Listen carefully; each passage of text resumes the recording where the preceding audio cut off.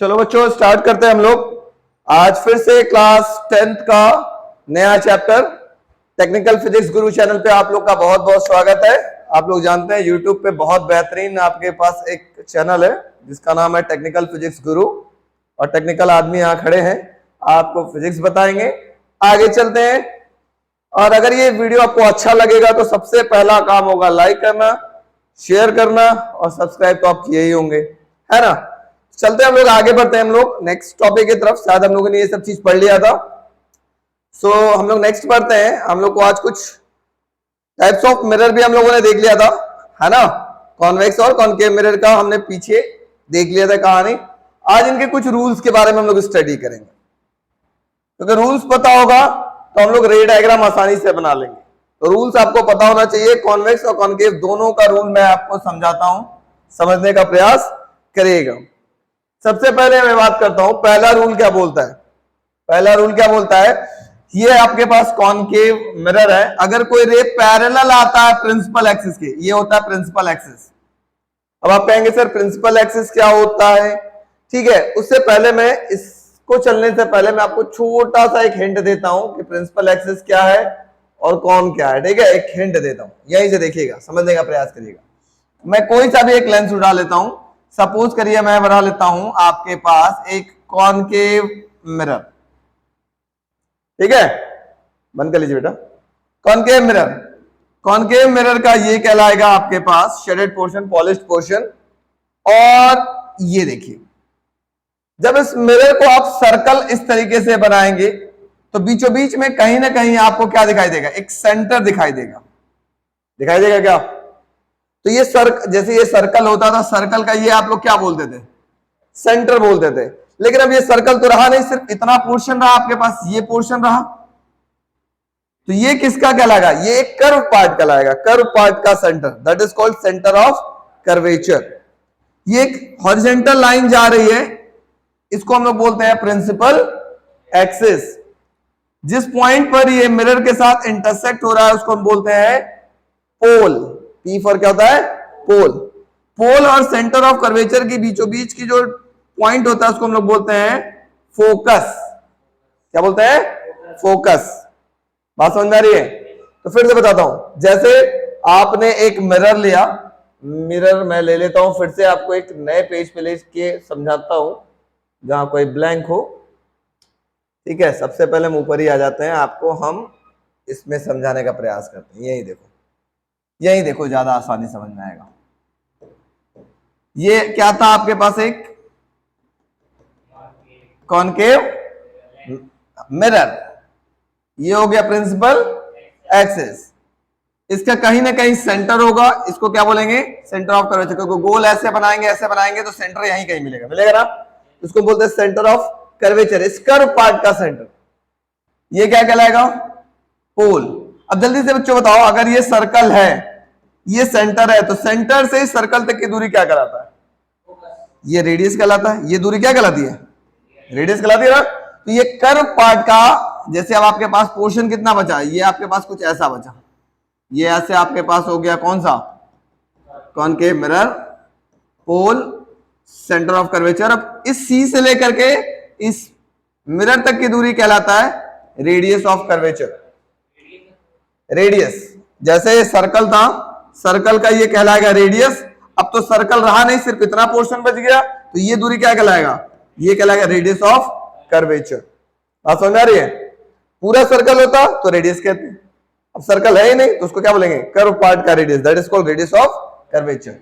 अब पोल और centre of curvature के बीच में एक पॉइंट दिखाई देता है जिसको हम लोग क्या बोलते हैं, फोकस, ठीक है। अब फोकस क्या होता है, फोकस एक ऐसा पॉइंट होता है, वहां पर या तो पूरी की पूरी लाइट आकर के इकट्ठा होती हो, कन्वर्ज होती हो, या वहां से सारी की सारी लाइट क्या होती हो, डाइवर्ज होती हो, ठीक है। कन्वर्ज का मतलब हो सकता है सारी लाइट आकर के एक पॉइंट पे जहां इकट्ठा होता है, दैट पॉइंट को हम लोग क्या बोलते हैं, फोकस। या वहां से लाइट, सारी की सारी लाइट क्या हो रही हो, फैल जा रही हो, तो ऐसे पॉइंट को हम क्या बोलते हैं, जहां से सारी लाइट कन्वर्ज हो रही हो या जहां से सारी लाइट डाइवर्ज हो रही हो, ऐसे पॉइंट को हम लोग बोलते हैं फोकस। हाँ, on the principal axis. Focus और पोल के बीच की एक दूरी होती है, इसको हम लोग बोलते हैं फोकल लेंथ।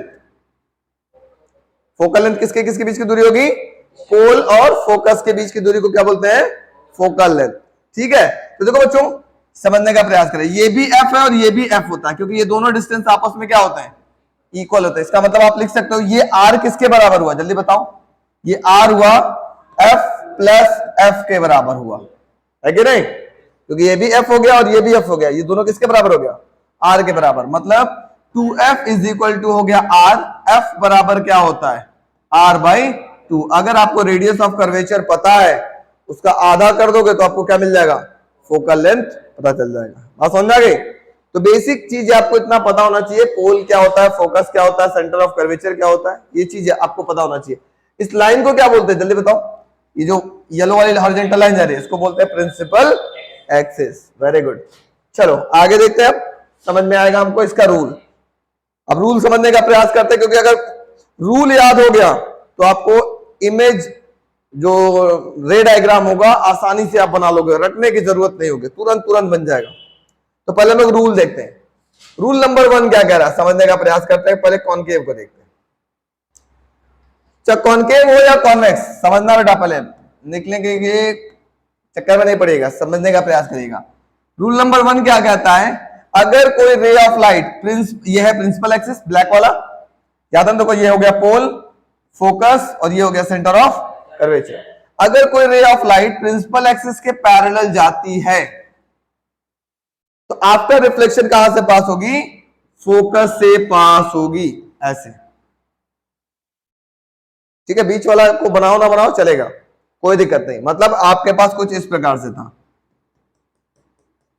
ये हो गया पोल, फोकस और ये हो गया सेंटर ऑफ कर्वेचर। अगर कोई रे ऑफ लाइट पैरेलल आती है तो आफ्टर रिफ्लेक्शन कहां से पास करेगी, फोकस से। बात समझ आ रही है।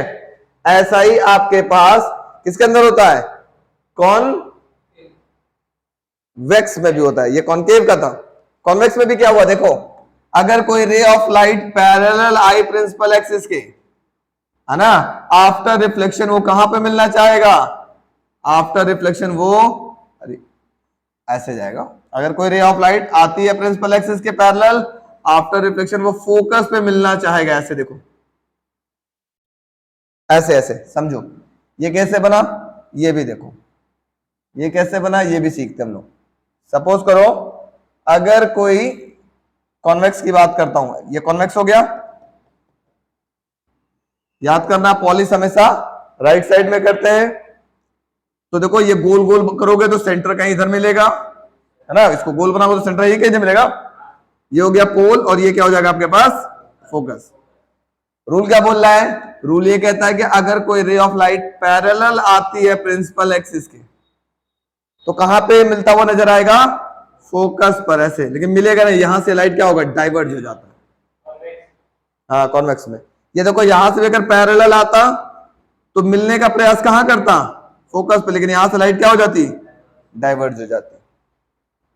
तो रूल नंबर 1 क्या कहा कि अगर कोई रे ऑफ लाइट आती है कहां से, पैरेलल आती है प्रिंसिपल एक्सिस के, तो आफ्टर रिफ्लेक्शन कहां से पास करेगा, फोकस। देखो ये भी पैरेलल आई, कहां से मिलना चाह रहा है, फोकस से, लेकिन यहां से लाइट क्या हो रही है, डाइवर्ज हो जा रही है। हाँ इसमें भी ये डॉटेड लाइन का मतलब होता है मिलता हुआ प्रतीत होगा, लेकिन मिल नहीं रहा है, यहां से लाइट निकल जा रही है।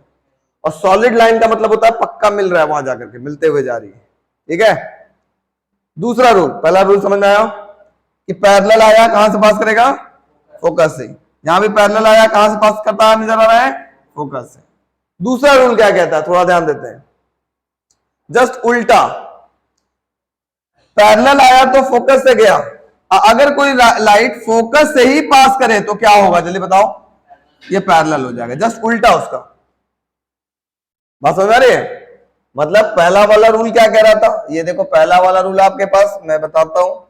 पहला वाला रूल आपके पास कह रहा था कि अगर ये कॉनकेव था, पहला रूल याद करो, पैरेलल ये हो गया फोकस, ये हो गया सेंटर ऑफ कर्वेचर, ये हो गया मान लो पोल।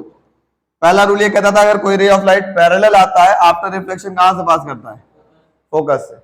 दूसरा रूल क्या बोलेगा, जस्ट इसी का उल्टा, ये मान लो कॉनकेव है,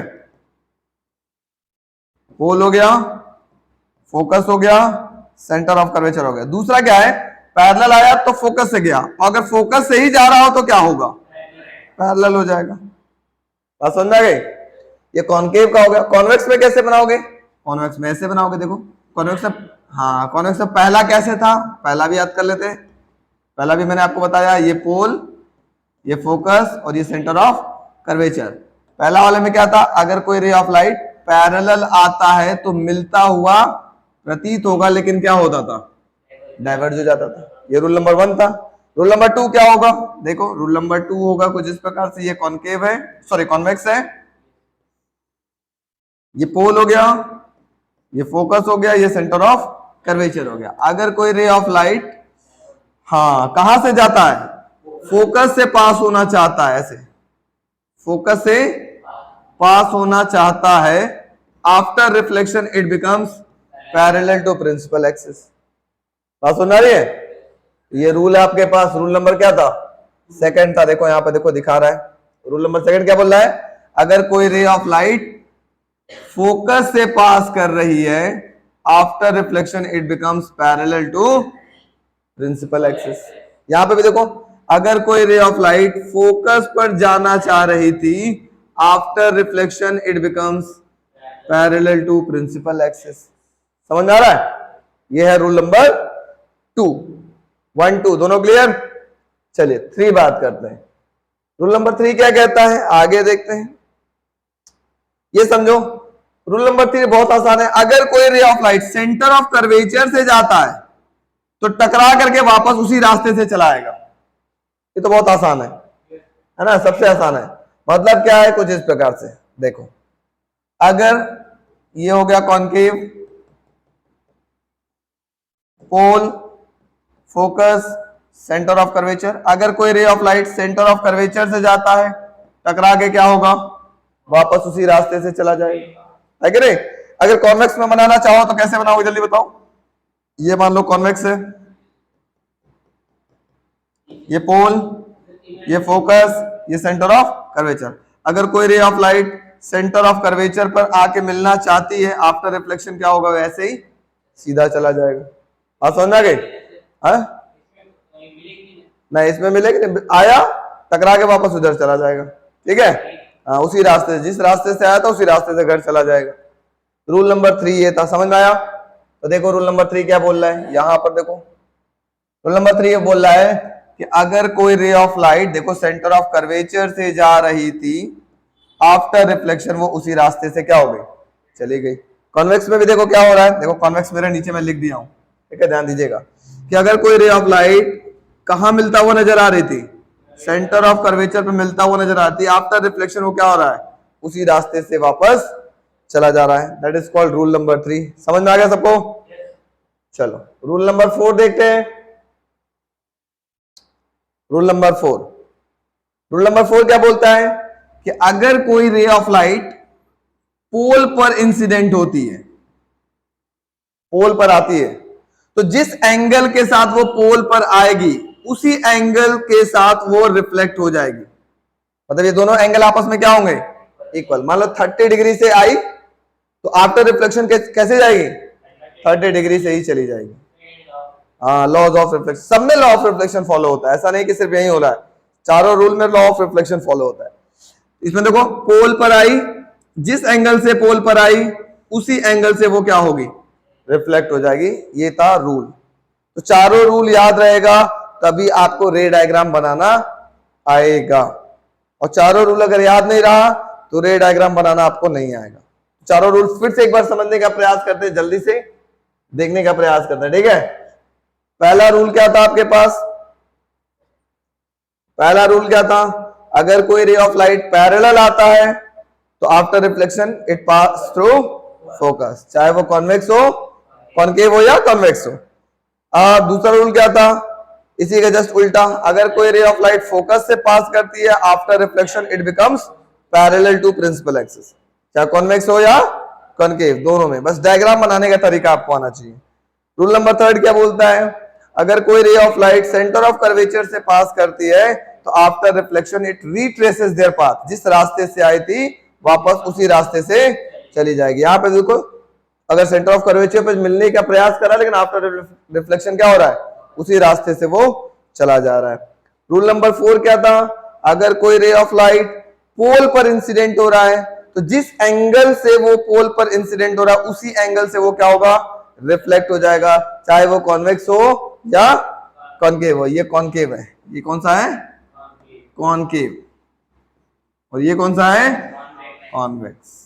समझ में आ गया सबको, यस नो? चलिए, तो ये आपके पास था rules for convex and concave mirror. अब इन रूल को जानना क्यों जरूरी था, पहला क्वेश्चन ये है, ये रूल क्यों फॉलो करें सर? यस, इमेज फॉर्मेशन के लिए। इनमें से कोई भी दो रूल, 4 रूल बताना, कोई भी 2 रूल फॉलो करो, आपके पास इमेज बना लोगे, अपने आप बन जाएगा, रटने की जरूरत नहीं पड़ेगी। कोई भी 2 रूल फॉलो करके आप इमेज डायग्राम बना सकते हो, रे डायग्राम बना सकते हो। कोई भी 2 रूल, कोई भी 2, एनी 2, ठीक है?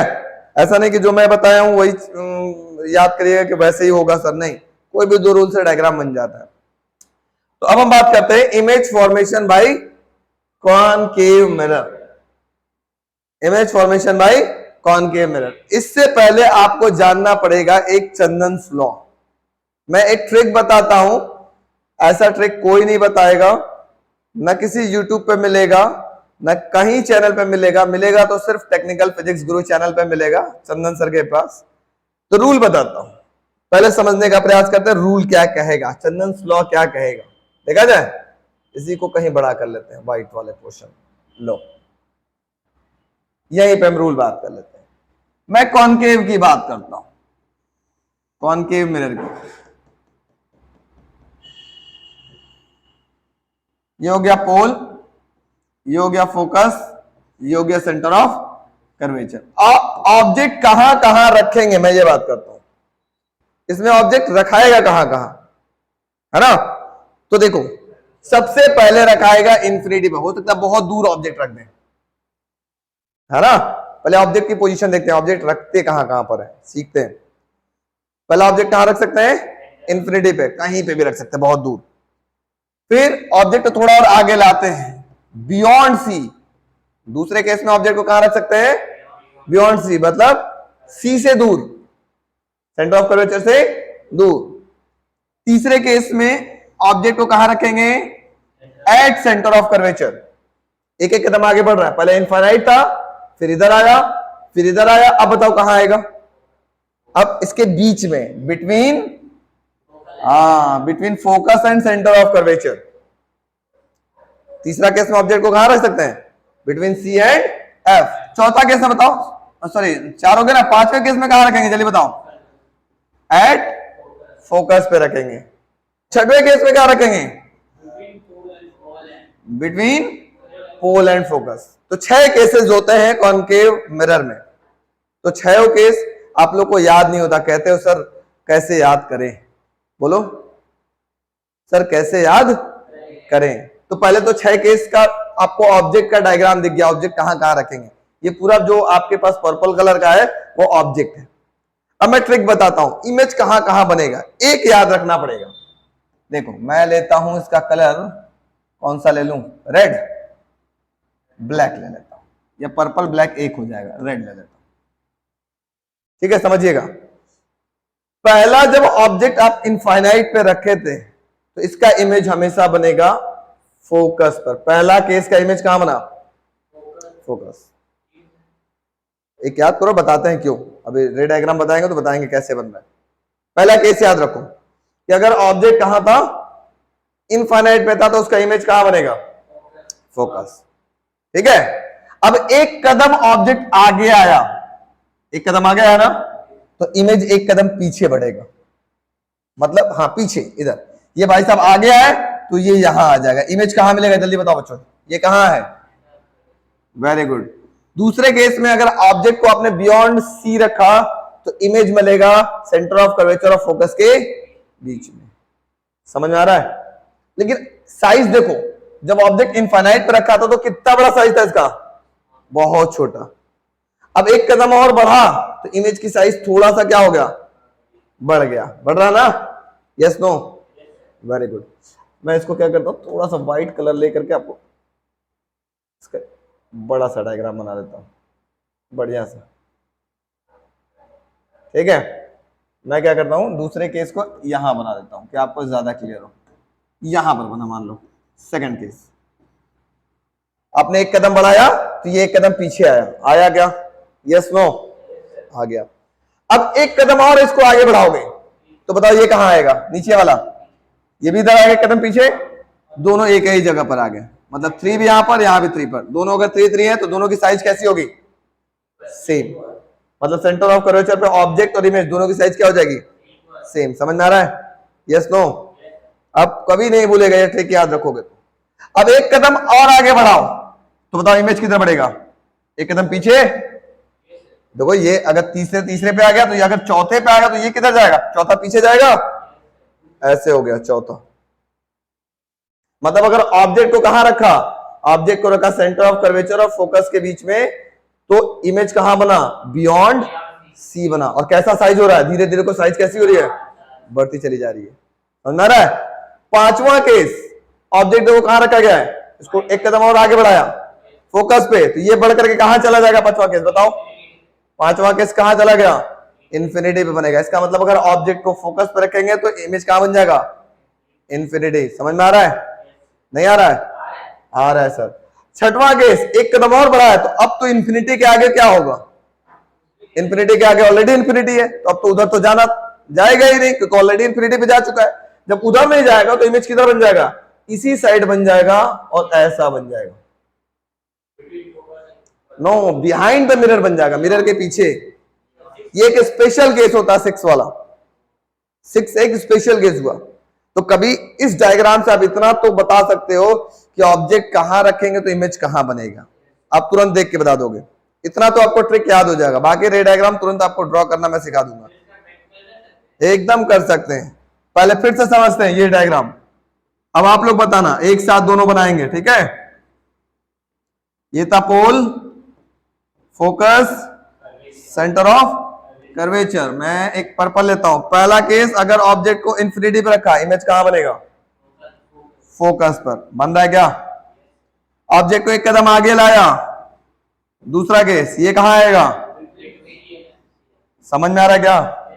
इसको एक कदम और आगे लाते हैं, थर्ड केस, ये कहां आएगा? इसी पर आ जाएगा, सेंटर ऑफ कर्वेचर। समझ में आ रहा है क्या? इसको एक कदम और आगे लाते हैं, फोर्थ केस, ये कहां जाएगा? एक कदम पीछे, फोर्थ केस। देख रहे हो साइज धीरे धीरे बढ़ता जा रहा है। एक कदम और आगे लाते हैं, फिफ्थ केस, बताओ कहां आएगा? इन्फिनिटी चला गया फिफ्थ केस। समझ में आ रहा है? एक कदम और आगे लाओ, सिक्स्थ केस, अब तो इन्फिनिटी ऑलरेडी इधर है, behind, behind not beyond, behind the mirror, mirror के पीछे बनेगा। बात समझ में आया? बिहाइंड मतलब मिरर के पीछे, मिरर के अंदर बनता है जनरली इसको बोलते हैं, ठीक है? Behind the mirror. क्लियर हो रहा है? अच्छा सर, यहां तक सबको समझ में आया? Yes no? अब यहां पर समझने वाली बात है, नेचर ओचर कैसे बताते हैं? नेचर, नेचर कैसे बताते हैं? हमने 2 टाइप्स के इमेज के बारे में बात किया था, real and virtual. Real image क्या होता है? Those image which can be obtained on a screen, जो स्क्रीन पे बनता हो या बन सकता हो, ऐसे इस इमेज को क्या बोलते हैं? Real image. And what is virtual image? Those image which can not be obtained on a screen is called virtual image, ठीक है? तो रियल के साथ मैंने क्या बताया था? क्या आता था? इन्वर्टेड, है ना? इसका मतलब ये जितने इमेज उल्टा बन रहे, ये कैसा होगा? रियल होगा और इन्वर्टेड होगा। समझ में आ रहा है? मतलब केस नंबर 5 तक सारे कैसे होंगे? रियल एंड इन्वर्टेड होंगे।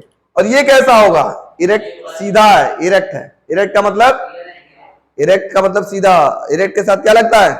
वर्चुअल। इसका मतलब अगर ऑब्जेक्ट को पोल और फोकस के बीच में रखेंगे तो उसका नेचर कैसा होगा? Virtual and erect. बात समझ में आ गई? तो ठीक है, कल हम लोग रे डायग्राम में देखेंगे, कल इसका रे डायग्राम मैं बनवाऊंगा, ठीक है?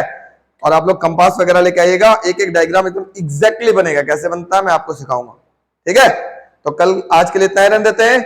ये रूल्स को पढ़िएगा, ट्रिक को पढ़िएगा, फिर कल हम लोग रे डायग्राम बनवाएंगे और आपको आसानी से समझ में आ जाएगा। आज के लिए इतना ही रहने देते हैं, तब तक के लिए स्टे होम बच्चों एंड स्टे सेफ।